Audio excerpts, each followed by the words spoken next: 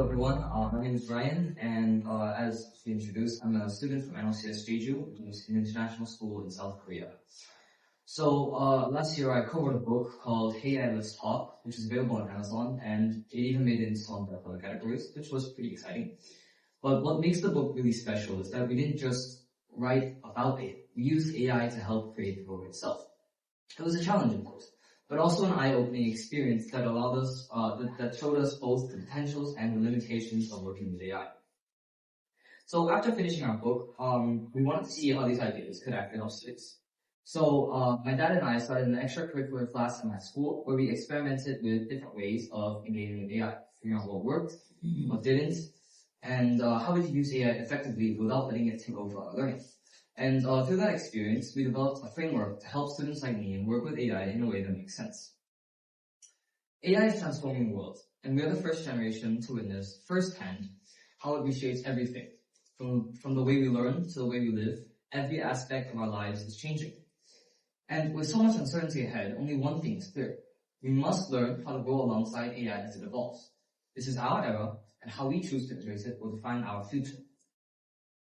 So this is my table of contents. I have 5 points to go through today, along with a Q&A session at the end, but I'm mainly going to be focusing on my framework today. Before anything, I wanted to ask if anyone can define artificial intelligence in their own words. Never thought about that, actually. Would be something independent from human being, but getting close to equal intelligence. Okay. Human intelligence is an important keyword. Anyone else? I would take away the word intelligence from AI.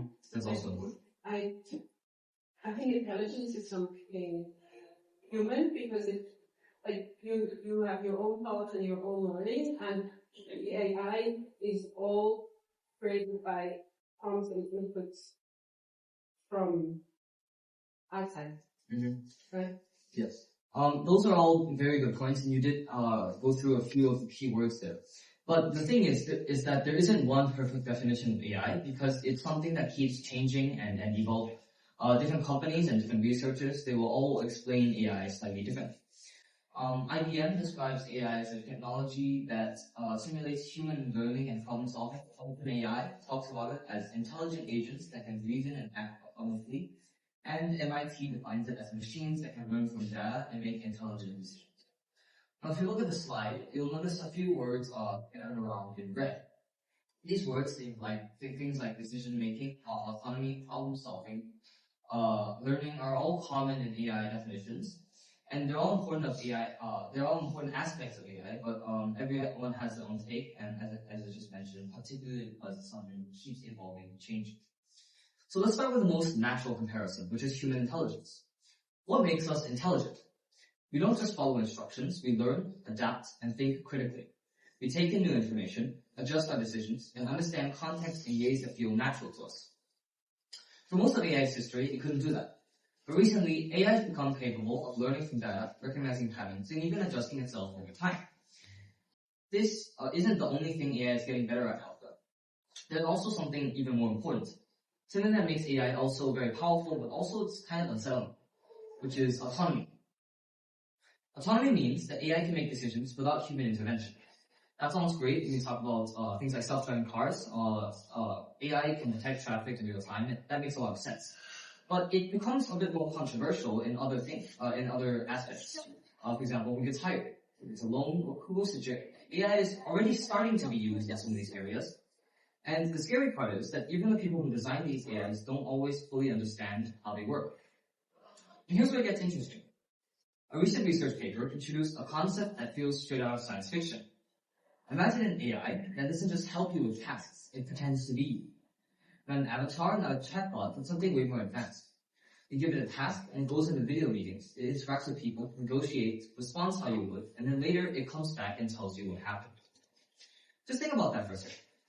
An AI that attends meetings in your place, represents you, speaks for you, and you weren't even there. This isn't just someone's dream. It's already a concept that we already have the technology for. And all these researchers are trying to take us there right now. But that raises a huge question. If AI can replace us in meetings, if AI can do everything for us, if AI can make decisions on our behalf, then where do we draw the line? Of course, none of this is possible without three fundamental things, which is data, processing power, and algorithms, which are the words in blue you see on the screen. Without data, AI has nothing to learn from.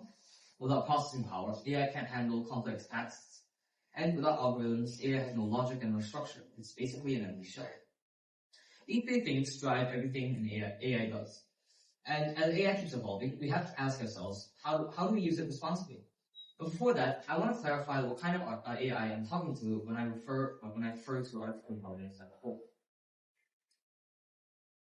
So when we talk about AI as a whole, I'm mostly referring to generative AI, which is the kind of AI that creates text, images, videos, and even music. Generative AI works by recognizing patterns in massive datasets. Instead of simply pulling up facts or repeating stored information, it analyzes data and predicts what comes next based on probability. Every response, every image it generates, is all just highly sophisticated, educated guess of what should come next. Now this is important.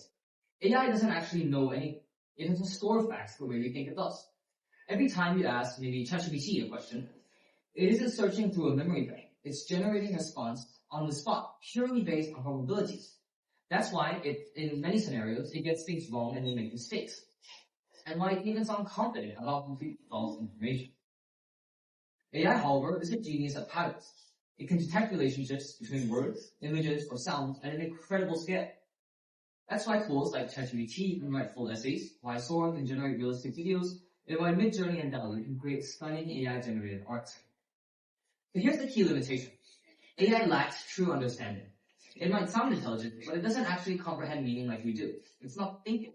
It's just calculating the best statistical guess based on what it has seen before. On the screen, you can see some of the biggest generative AI models today. ChatGPT, Gemini, Claude, Copilot. These are some of the text-based ones. And then there are the visual and creative AIs like Midjourney, DALL-E, and Sora, which generate images and videos. Now here's something important. We encourage students to engage with general purpose AI like Gemini or ChatGPT before diving into AI-powered products. When we talk about AI-powered products, we refer to any application or website that uses generative AI to back it. These technologies are already making their way into countless applications and websites, and within 3 to 5 years, they'll be everywhere. This makes it more crucial than ever for students to engage with general purpose AI now, building a strong foundation before becoming reliant on specialized tools. This perspective may challenge the current trend, as schools are actively exploring AI-driven education tools. With new AI-powered products emerging daily, especially in education, it's easy to be drawn to their convenience. However, it's not that these tools are bad. Rather, starting with general-purpose AI helps students grasp its mechanics first, ensuring they have a deeper understanding before fully engaging with the seemingly magical specialized tools. So, why does this then matter to us?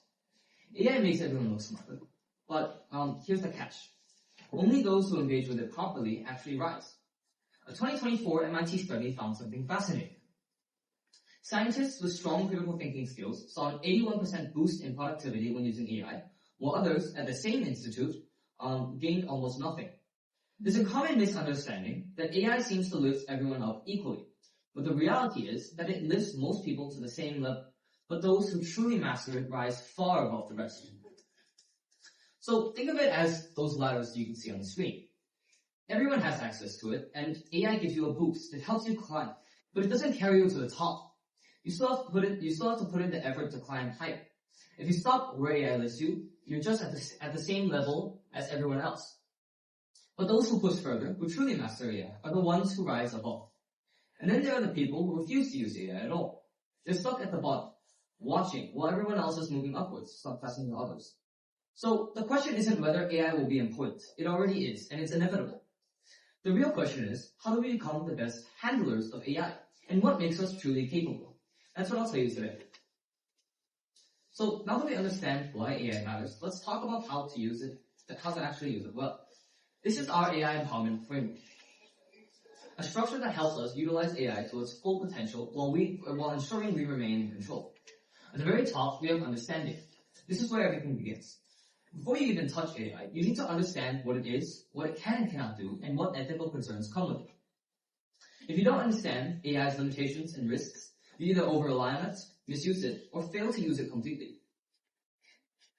Once you have that understanding, you move to techniques, learning how to properly interact with AI. AI doesn't think like us. It works based on how we communicate with it. Knowing how to phrase questions, how to guide AI's responses, and how to engineer prompts effectively makes all the difference. If you don't learn how to interact with AI properly, even the most advanced AIs will be useless to you. But just knowing how to use AI isn't enough. That's where the core competencies go. Think of this as building mental muscles. Critical thinking is key. AI doesn't always give correct answers, so blindly trusting it is a huge mistake. You need to question, analyze, and not take answers for granted. Creativity is just as important. AI works best when you know how to connect ideas, use analogies, and approach problems in unique ways. Creativity and prompting is what separates people climbing the ladder of AI. And finally, we reach the foundation, which is attitude. This is what determines whether you truly grow with AI or just stand still. If you see AI as a shortcut or a convenience tool, you're setting yourself up for mediocrity. However, if you see it as a tool for pushing yourself further, challenging your thinking, and enhancing your abilities, then you're setting yourself up to lead in the AI era. So why does this framework matter? Because AI isn't just about using the tool, it's about how well you use it. Master these 4 layers, and you won't just use AI effectively, you'll stay ahead of the people who don't. So before we dive into how to use AI, we need to talk about why understanding comes first. AI is like a high-powered car. It's fast, it's efficient, and it can take you to places you've never imagined. But if you don't know how to control it, if you don't understand how it works, its limits, its potential, and the risks involved, you're not driving, you're just hoping you don't crash. Using AI without understanding is like stepping on the gas without knowing how to steer.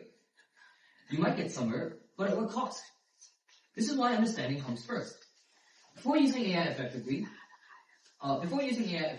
we need to grasp its limitations, recognize its potential, and be aware of its ethical implications. And ethical implications is not just about using AI well, it's about using it responsibly.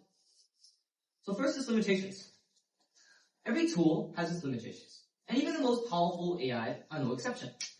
To use AI effectively, the first step is understanding these limitations. The most important takeaway is recognizing the fundamental nature of generative AI. For example, if you ask AI for a list of the longest public domain texts, the King James Bible may appear in the results. But then if you request a word-for-word recitation, the output may resemble the Bible closely, but still contain many errors. This happens because, mentioned before, unlike traditional databases, generative AI doesn't store or retrieve precise information. Rather, it generates responses based on probabilities in real time. This is a shift from how we've traditionally understood technology. In the past, we relied on data architecture. You enter a search query and you get a list of results, like Google.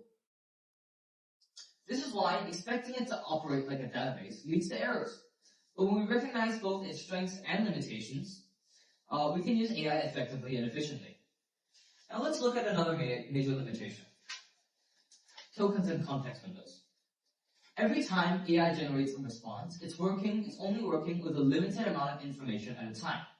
This limit is called the context window, and it defines how much AI can see and remember in a conversation. Now look at this slide. Sorry if you made your eyes hurt while trying to read it, but that was intentional. The big yellow rectangle isn't just a bad design choice, it's a National Geographic window. Imagine you're looking at the world through this frame. Everything inside is crystal clear.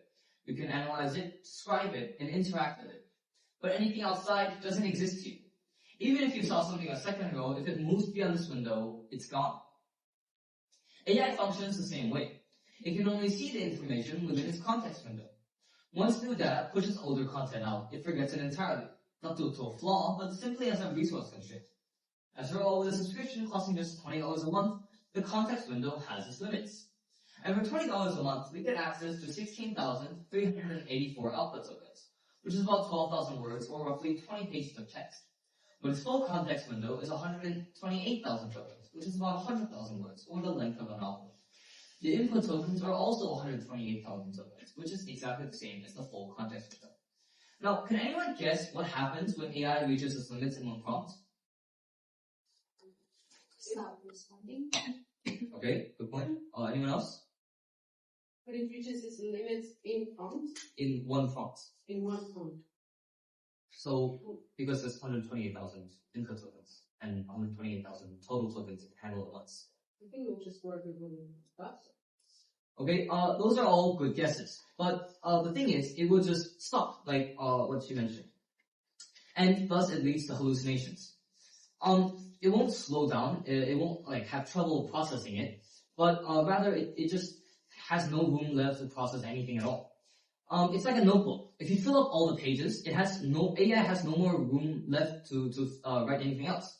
It will just erase the first few pages to make space for whatever it wants to say. And because it erases those pages of context and information that you gave it originally, it won't understand what you're trying to ask it, and thus will lead to errors. And here's the thing, not all windows are the same size. If you had millions of dollars, you could afford a National Geographic window the size of a skyscraper. You can see everything at once. Maybe someone like Elon Musk has access to an AI with an absolutely massive window, one that can hold entire libraries and multiple conversations without forgetting anything. But we don't have that. We have a $20 window. It's enough to work with, but it's not infinite. And that's not because AI companies are cheap. It's because processing more tokens costs a lot of money. The bigger the window, the more expensive it gets. And even as AI companies keep expanding their token limits, there will always be a cap. Some models, like DeepSeek's R1, even set aside some tokens specifically for reasoning, which is a new approach. But no matter how much they increase the window, there will always be a point where AI runs out of space. And here's why this matters. Linking back to the first limitation we talked about, AI doesn't store data like a database. It only generates responses based on patterns. Combined with this limited context window, this means that AI isn't actually remembering anything. It's just working with what's currently inside the brain and making the best guess based on that. So when AI forgets past details or loses track of context, it's not because it's malfunctioning. It's because it doesn't actually know anything long term. If something isn't in its window, it has no way to recall it. Understanding these limitations is crucial to using AI effectively. It doesn't store knowledge like a database. It's a design limitation, and its context window imposes a hard limit on how much it can process at once. It's a resource limitation. This means if you expect AI to remember every detail of a long conversation or retrieve precise information from the past, you'll be disappointed. But understanding these limitations actually helps interact with AI better. For example, if AI starts hallucinating after a long conversation, we won't feel frustrated because we'll understand why it's happening. Instead of blaming the AI for being stupid, we know that we should summarize important points and remind it of past details. Or if things get too messy, you can just start an attack. And ultimately, the better we understand these limitations, the less likely we are to push AI to its limits. We also have multiple other limitations that I don't really have much time to go through today, but they're all in our book AI Let's Talk, so you can read more about that if you wish. These are things like data dependency, generalization, overfitting, use of copyright material, to name a few. So next is potential. What can AI do? Can anyone answer that question? Like get everything that's on the internet and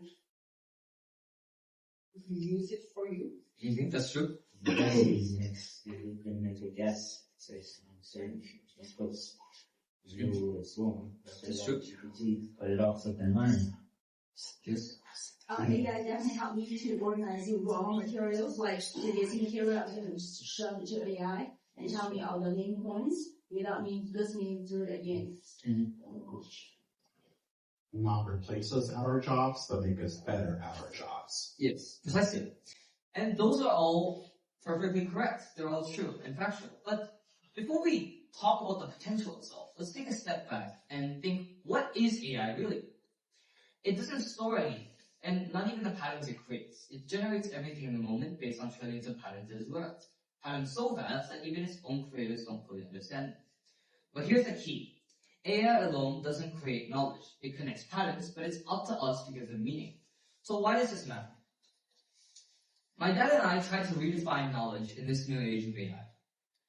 AI provides patterns, predictions, and probabilities, but it's us humans who interpret it, assign meaning, and turn it into actual knowledge. AI can connect the dots, but it's up to us to decide what those dots mean. So now let's discuss what the true potential of AI is, which is your own creativity. Think about it.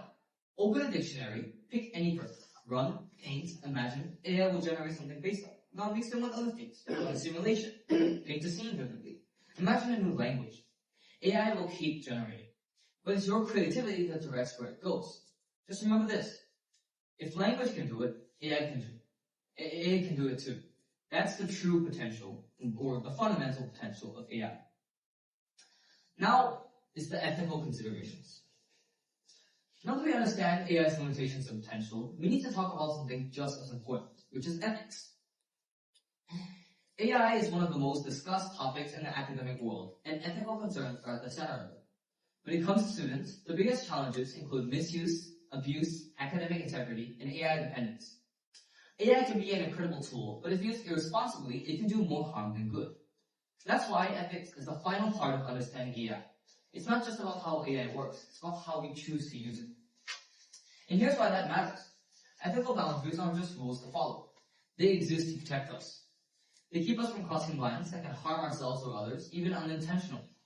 AI is powerful, but that power comes with responsibility. Now, ethical discussions about AI can go really deep. People dedicate their entire careers to this topic. But today I'm not here to give you a philosophy lecture. Instead, I want to focus on something practical. How students can use AI effectively and responsibly. That's why, after our research, we developed 9 AI academic principles, a simple framework designed to help students like me engage with AI in a way that makes sense. And let me be honest, I'm only 13. I don't claim to have all the moral sophistication of an expert. But what I do know is what it's like to be a student in this AI-driven world. And from that perspective, these principles aren't about abstract debates or complicated theories. They're about making sure AI helps us learn instead of replacing the learning process entirely. So here are our principles. First, use AI critically. Using AI tools collaboratively in order to develop, not diminish, your core competencies, which I will talk about later. 2, cite AI assistance. Citing AI to give credit where it's due, just like citing any other source. 3, fact-check AI output. Always check the accuracy of the output you get from AI, as it is prone to hallucinations or errors. 4, proactively communicate about AI use. Talking about AI use with peers and teachers to understand how AI is expected to be used. 5, focus on learning. Remembering that the objective is to learn, not just to complete assignments. 6, stay informed. Update yourself and learn about the newest AI technologies along with its implications in education. 7, understand current policies. Learn about the current policies that your educational institute has. 8, prepare for changes. Have a flexible mindset that is prepared for changes in policies and technology. And 9, develop a habit of ethical reflection. Make it a habit to reflect on the ethical implications whenever you work on something with AI. These are the principles we propose in case your educational institute doesn't have something specific. But if you're lucky enough to be in a school like WAB, here are the principles they have instead, which I'll let Ms. Wang introduce. Yeah, thank you. Thank you for Ryan talking about understanding before act when we were using AI. I like when he started the session asking to what is learning. Even in the era of AI, what is learning? So at WAB, we have this chart, graphic chart, to communicate what Linda is for MYP and DP. So Linda is our ECC in elementary. This is a graphic we use to communicate with teachers, with the student, how AI is being used. And we make sure AI is used for learning. So the key question is, who is doing the learning? So you are interacting with AI. And who is doing the thinking? Is it the human you or is it AI? Are you learning or are you pretend to learn? AI can do a lot for us, for our adults, for teachers. At the same time, it helps students as well do the organization, help them understanding, like to differentiate, individualize, personalize understanding, and they can help create, to brainstorming ideas, and also evaluate. When you are studying something, you can ask AI feedback on how can I make it better. And all these chats, we suggest teachers to have clear communication with the students, where AI is encouraged to use, and where you can collaborate with AI, or AI is not acceptable. So it can be in your classroom activities or in any assignment. That's the graphic we use for AI communication. We encourage our teachers to demonstrate first, to model that. Like, you are encouraged to let the student know, in preparing this assignment, I use the AI to help me to do this and that, X, Y, Z, so that students will do that too. Let the teacher know that when I'm preparing for this design project, I first start because I lost the idea, then I use AI to brainstorm for me. So we demonstrate that so the student can use it, as Ryan mentioned, effectively and responsibly. That's what we do at WAB. Thank you for that, Ms. Ryan. So now that we have the understandings of AI or the theories of driving, we can now start on the techniques for actually driving the car itself. So interacting with AI is a lot like communicating with a person. If you can explain things clearly, structure information logically, and be specific in your requests, you get much better results. AI responds based on how well you prompt it. So mastering AI isn't just about knowing everything, it's also about knowing how to ask as well. That's why the techniques are the second component of the AI empowerment framework. Once we understand AI, the next step is learning how to engage with it effectively. Our work explores this in detail, but today I'll introduce 3 key aspects that will help you improve your AI interactions. First, the prompt decision triad. Second, 3-step approach. And third, the critical components of prompting, which are purpose, desired outcome, context, and constraints. Mastering these techniques makes AI far more useful. Instead of getting vague or inaccurate answers, you can guide AI to give you exactly what you need. And like any skill, the more you practice, the better you get. So let's break these down and see how they actually work in practice. First is the prompt decision triad. When you talk to a person, how you phrase something matters just as much as what you want to say. The same is true for AI. If your request is vague or confusing, the response will be too. That's why structuring prompts properly is the key to getting useful results. This is where the prompt decision triad comes in. It's a simple but powerful principle that helps us craft better prompts by focusing on 3 essential elements. First is specificity, being precise about what you want. AI works best when it knows exactly what to generate rather than guessing. This is just like zooming in on Google Maps. 2, clarity. Keep prompts straightforward and well phrased. AI understands better when the instructions are clear. And 3, relevance. Stay on topic. Mixing too many ideas into one prompt confuses AI and will reduce the accuracy. Just remember the test of relevance. It's like making sweet and sour chicken. You don't throw in caviar. Keep it aligned with your goals.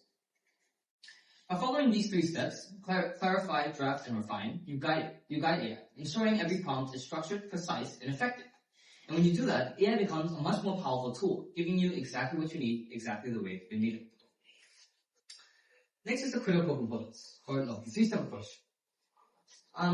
Creating a good AI prompt isn't about luck, it's about structure. Instead of jumping straight in and hoping for the best, you can build your prompt step by step. That's where the 3-step approach comes in. This method helps you create an optimal prompt that satisfies exactly what you need. First is clarify the purpose and the desired outcome. Begin by reflecting on what you want, which is the purpose. A clear objective serves as your guiding light, helping align the prompt with your goal. Ask yourself, what specific results do I want? Step 2 is drafting a prompt with a decision triad, which is specificity, clarity, and relevance.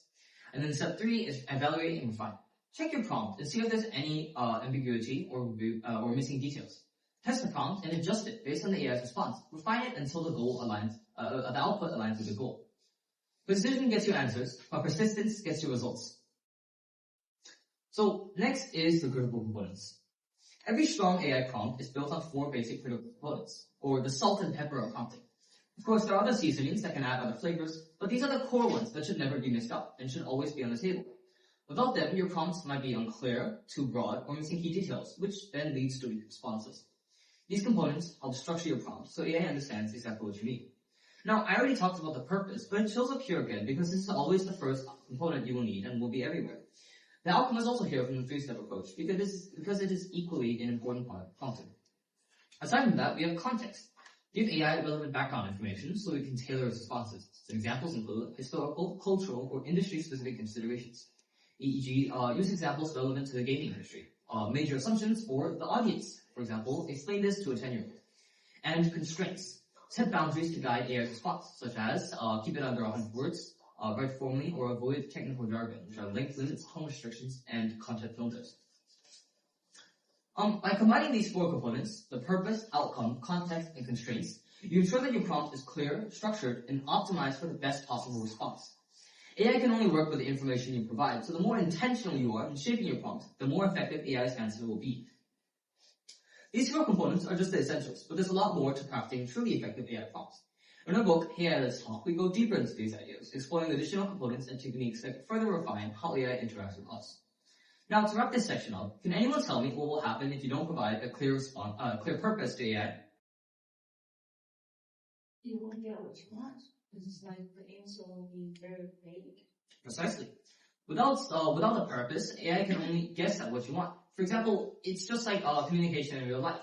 If you were to give a lot of context and constraints to someone, if you want to tell them to do something, tell them I need this done within a day, do this very quickly, but then don't tell them what to do. They can only guess. And next we have the core competencies. So this is part 3 of our framework. Engaging with AI isn't just about knowing how to prompt. It's about having the right muscles to help you think critically and creatively while using it. These skills, which we call the core competencies, determine how well we work with AI and whether it helps us grow or holds us back. There are 3 key core competencies, or the 3 C's, of critical thinking, creativity, and communication. Since we already covered communication in the technique section, let's focus on the first 2. When we refer to communication, we refer to communicating with AI, which were the topics we covered in part 2 of the framework. Think of core competencies like muscles. If you use them consistently and push their limits, they get stronger. If you leverage AI the right way, using it to challenge your thinking and expand your creativity, it helps build these skills even further. But if you neglect it, if you let AI do all the thinking for you, those muscles weaken. Over-relying on AI can diminish your ability to think critically and creatively, making you dependent on the tool instead of improving alongside it. That's why mastering these core competencies is essential. AI is only as powerful as the person using it. If we want to stay in control of AI, and not the other way around, we need to make sure we're actively strengthening our ability to think, analyze, and create. So first is critical thinking. Critical thinking isn't about how much you know, it's about how you think. A lot of people assume it's just tied to knowledge, but in reality, it's about analyzing, questioning, and reasoning. It's what allows us to make better decisions, solve problems effectively, and navigate information in a world where not everything we read or hear is true. And when it comes to AI, critical thinking is the minimum requirement for using it. Without it, AI doesn't just become a tool, it becomes a wheelchair. Instead of assisting you, it fully supports you, carrying all the weight while you sit back and rely on it completely. If you don't think critically about what AI produces, you're no longer walking, you're letting AI move for you. But if you use AI the right way, it becomes more like wings, something that lets you fly, helps you move forward, and enhances your ability without replacing you. Now, schools talk about critical thinking all the time. You see posters about it in classrooms, hear teachers mention it in lessons, and I'm told it's an important skill to develop. But here's the issue, it's rarely taught explicitly. That's why it's so important to be intentional about improving this skill. It doesn't happen automatically. You have to build it just like a muscle. And the good news is that there are practical ways to do that. I'm going to talk about 10 key insights in critical thinking to help you strengthen your skills, which my dad developed for our extracurricular class, which I mentioned at the start, which aims to support students in improving their critical thinking abilities. First is diverse perspectives. Critical thinking flourishes when we embrace diverse perspectives, each revealing unique facets of truth we'd otherwise miss. When we reject critical thinking, our understanding becomes imprisoned by the walls of our preconceptions. 2. Uncover assumptions. Critical thinking empowers us to excavate our unconscious assumptions, transforming blind acceptance into reasoned understanding. In the absence of critical thought, unexamined assumptions silently shape our decisions, leading us down paths we never consciously choose. 3. Navigate bias. Critical thinking serves as an internal compass, helping us navigate through the fog of bias towards evidence-based understandings. Without critical thinking, we mistake the mirages of our biases for reality, unable to separate truth from persuasive fiction. 4. Stay curious. Critical thinking blooms when we cultivate intellectual curiosity, testing ideas through both rigorous logic and creative exploration. When critical thinking withers, the seeds of conformity choke out the flowers of innovation. 5. Transform knowledge into wisdom. Critical thinking transforms raw knowledge into wisdom by forging connections through reflection and systematic analysis. In the absence of critical thinking, knowledge remains like unprocessed ore, its true value locked away. 6. Self-awareness. Critical thinking illuminates not just what we think, but how we think. It reveals the inner workings of our mind. Without this self-awareness, we remain blind to our mental shortcuts, endlessly recycling flawed reasoning. 7. Independent thinking. Critical thinking empowers us to think independently, crafting our own ideas rather than conforming to others' beliefs. Without critical thinking, we become passive followers, echoing rather than creating. 8. Strengthen through practice. Critical thinking, like a muscle, grows stronger through deliberate exercise and disciplined habits. It's not about intelligence, but about the consistent application of thoughtful reasoning. Mental stagnation sets in when we neglect the daily practice of critical thinking, leaving us vulnerable to manipulation. 9. Courage to be different. Critical thinking demands the courage to stand alone, prepared to be the only person in the room who thinks differently. Without this boldness, we conform to the crowd, silencing the unique insights that lead to progress and truth. And 10. The prerequisite for the age of AI. Critical thinking is humanity's steering wheel in the age of AI, ensuring we shape its direction rather than being led astray. When critical thinking fades, AI shifts from being our tool to becoming our master, subtly shifting our choices. We're sharing these insights with you not just for personal enrichment, but because they're essential in the AI age. Developing these skills isn't optional, it's a necessity. For example, by honing our ability to think critically, we can uncover hidden assumptions and biases in AI, rather than passively accepting its outputs. We can also use AI to explore diverse perspectives, broadening our own understanding of different topics. Without this crucial skill, we risk becoming mere parrots that simply repeat AI-generated content instead of active builders shaping the AI world. So, next we have creativity. This is one of the most crucial pieces of the puzzles when we engage with AI. The debate over whether students should engage with AI is irrelevant. They must engage. The real focus is on building the specific skills that will allow them to navigate this technology effectively. Education must evolve to teach these skills, so our generation is not just prepared for the future, but able to thrive in it. If critical thinking helps us control AI, then creativity is what helps us go beyond it. AI can generate responses, but it's human creativity that elevates ideas beyond AI's capabilities. It's what allows us to push past the obvious, think in new ways, and create something original. AI raises the baseline of capability for everyone, making it easier to produce average work. But creativity is what separates those who climb higher from those who just settle at the AI-generated level. This ties back to the ladder analogy I had earlier. AI can give you a boost, but only creativity will take you to the top. And yet, despite how important creativity is, again, most schools don't teach it systematically. It might be encouraged in certain subjects, like in art or music, but true creativity, which is pushing beyond the ordinary, requires more than just occasional inspiration, like draw an apple. It's a skill, and like any skill, it needs to be developed intentionally. In the process of writing our book, we came to some important realizations about creativity. Creativity is about making unexpected connections between things that might not seem related at all. But how do we train ourselves to think this way?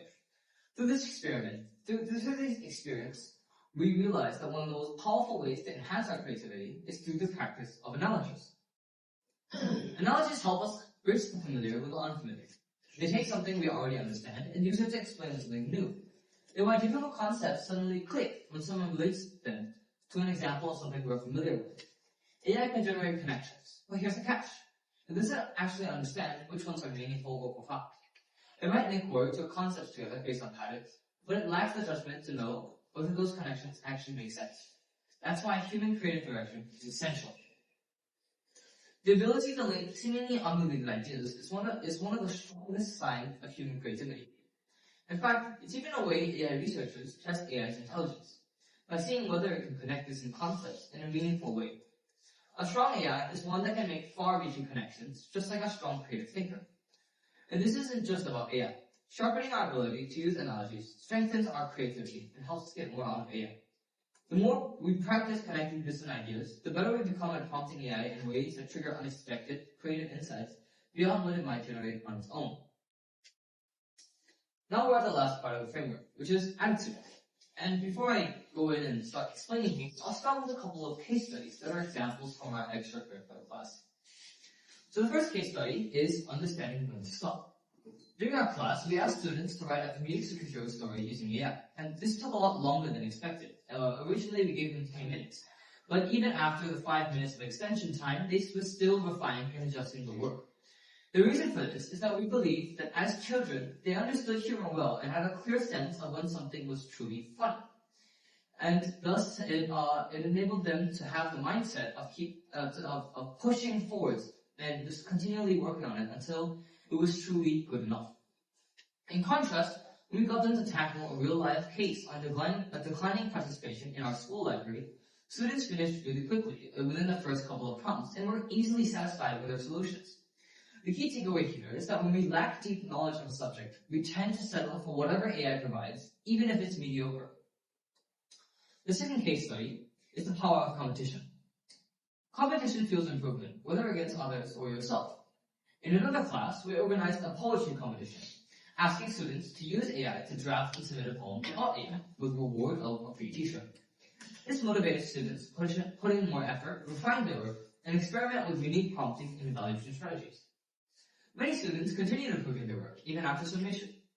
The takeaway here is that even without deep expertise in a subject, for example, writing a poem, structured challenges encourage growth, creativity, and a stronger sense of quality.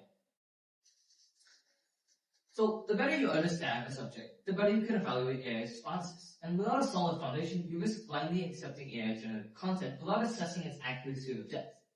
To make the best use of AI, you must continually push yourself to learn more, which is the attitude you must have. A deeper knowledge of the subject sharpens your ability to assess AI's output. AI should also be used to collaborate and enhance your abilities, not as a replacement or a wheelchair. Over-reliance on AI weakens your core competencies like critical thinking and creativity. However, using AI effectively strengthens and expands your capabilities. Remember the case study. When students knew the subject well, they kept pushing, refining, and improving, like writing a comedic superhero story. Even 20 minutes was not enough with the help of AI to write a little story. But when they didn't know the subject well, they settled for whatever AI gave them after the first response. That's the real danger. The attitude every student needs is the mindset of pushing forward, striving for excellence, and never just accepting AI's first response. We have to go beyond what AI can do on its own. This is a must-have attitude to strive in the AI era. Now, I don't know if any of you will get this reference, but my dad and I are huge Legend of Zelda fans. And when he first explained this to me, he explained it like this. You've got the Master Sword now, so don't waste it on cutting grass. Go fight Yang. And I think that's a good way to wrap up today's session. Thank you for listening. We have an email that you can send to if you have any further questions after this, which is FrankandRyanNg@gmail.com, or my dad's LinkedIn at FrankAng86802236, and a Facebook group at called Hey Let's Talk. So if anyone has any questions, feel free to ask them now.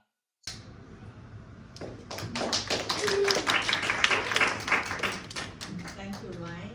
So I know he's super nervous, and I know he put a lot of effort in present this presentation.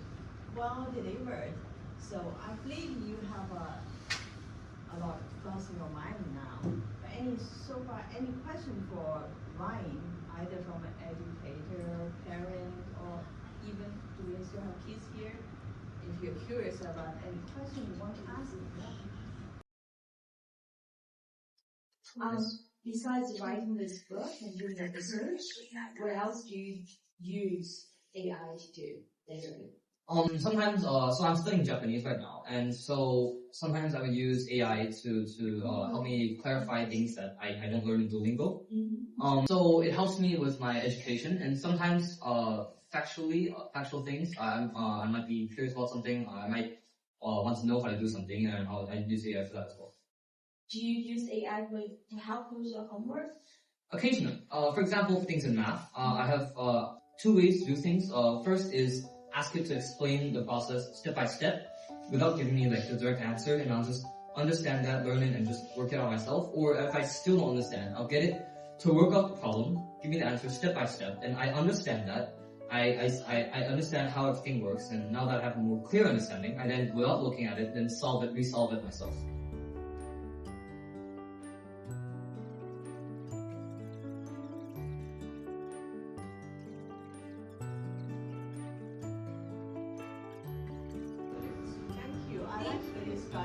And I hate to disturb you when you're talking.